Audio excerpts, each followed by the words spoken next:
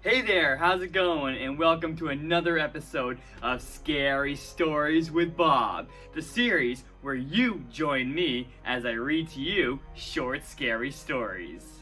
So please, make yourself comfortable and maybe even turn off that light to help set the tone, and let's get ready to get our scare on.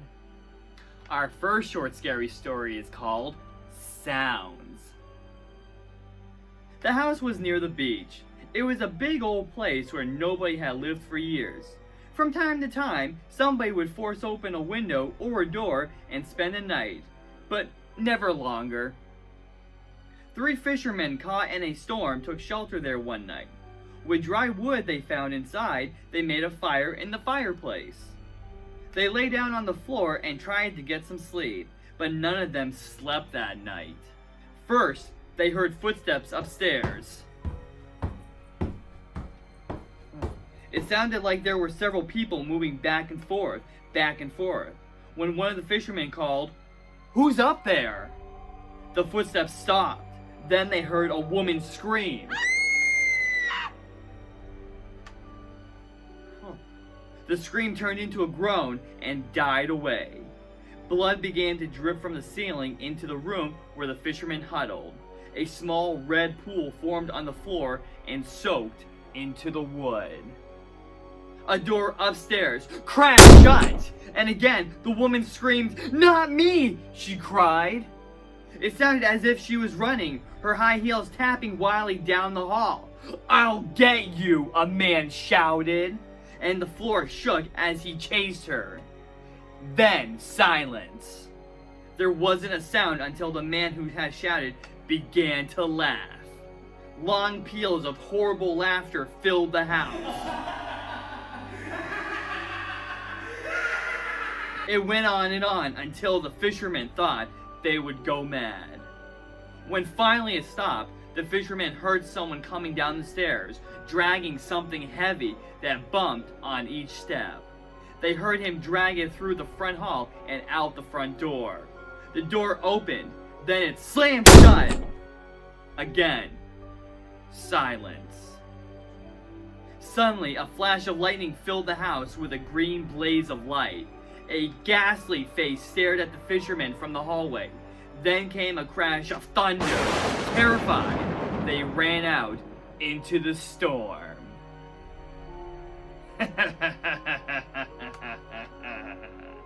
On to our next short, scary story. Our next story is called A Weird Blue Light.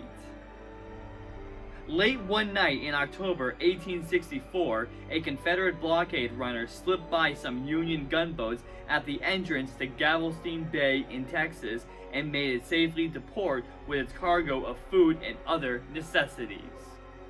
Lewis Billings, the master of the small vessel, was getting ready to weigh anchor when he was startled by a shriek from one of the crew.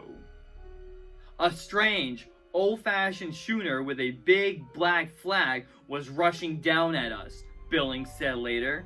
She was afire with a sort of weird, pale blue light that lightened up every nook and cranny of her.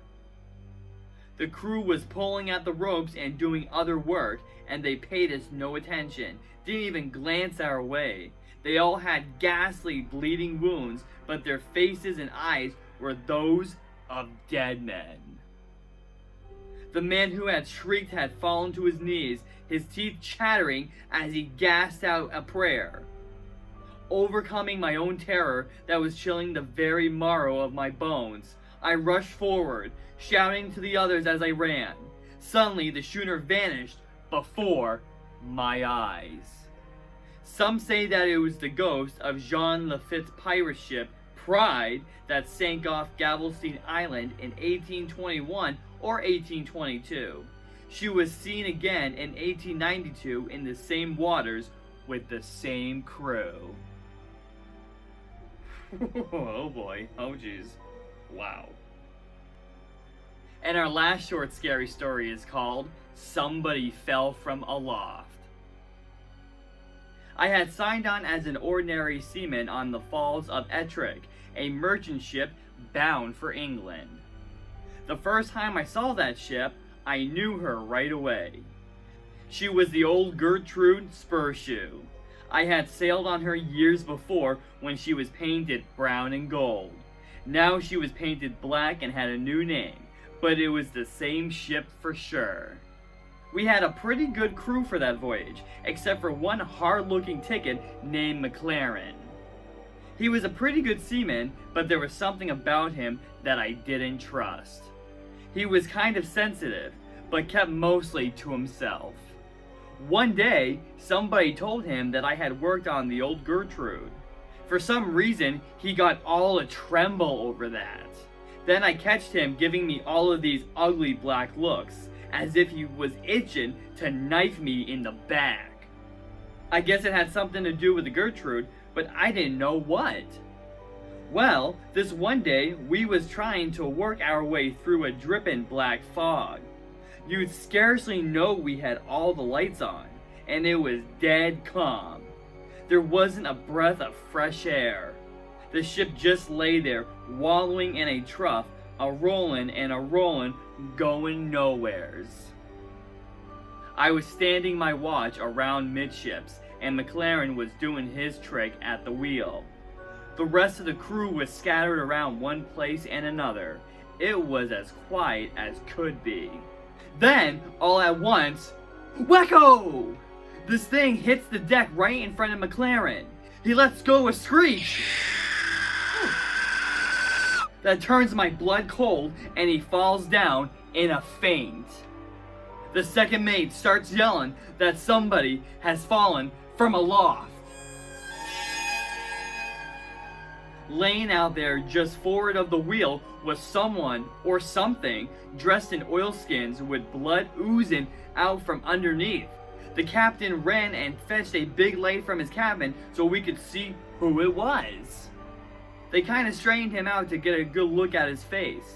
He was a big, ugly looking devil, but nobody knew who he was or what he was doing up there. At least, nobody was saying. When McLaren came to from his faint, they tried to get something out of him. All he did was jabber away and keep rolling those big, wide-looking eyes of his. Everybody was getting more and more excited. We all wanted to heave the body overboard as quick as we could. There was something weird about it, as if it wasn't real. But the captain wasn't so sure about getting rid of it that way. Could it be a stowaway? He asked. But the ship was so filled with lumber we were carrying, there was no space where a living thing could hide for 3 weeks, which is how long we had been out. Even if it was a stowaway, what was it doing aloft on such a dirty day? There was no reason for anyone to be up there. There was nothing to see. Finally, the captain gave up and told us to heave him overboard. Then nobody would touch him. The mate ordered us to pick him up, but nobody made a move. Then he tried coaxing, but that didn't do any good. Suddenly, the loony McCarlin starts yelling, "I handled him once, and I can handle him again." He picks up the body and staggers over to the railing with it. He is just about to throw it overboard when it wraps its two big, long arms around him, and over they go together. Then on the way down, one of them starts laughing in a horrible way.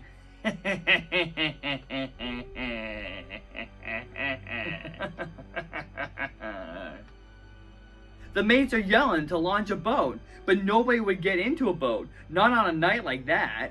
We threw a couple of life preservers after them, but everybody knew they wouldn't help. So that was that.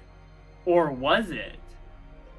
The first chance I had to go home after that, I went right over to see old Captain Spurshoe, who was captain when the Gertrude was around. "Well," he says, "one trip these two outlandish men shipped aboard the Gertrude. One was McLaren, the other was a really big fella. The big one was always picking on McLaren and thumping him around, and McLaren was always talking about how he would get back at him.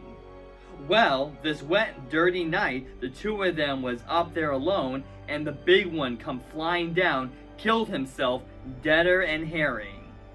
McLaren says the foot rope they were using parted and how he almost fell himself. But everybody who saw that rope knew she didn't give away on her own. She had been cut through with a knife. After that, whenever we came into port, McLaren thought we were going to get the police after him, and he'd get pretty scared.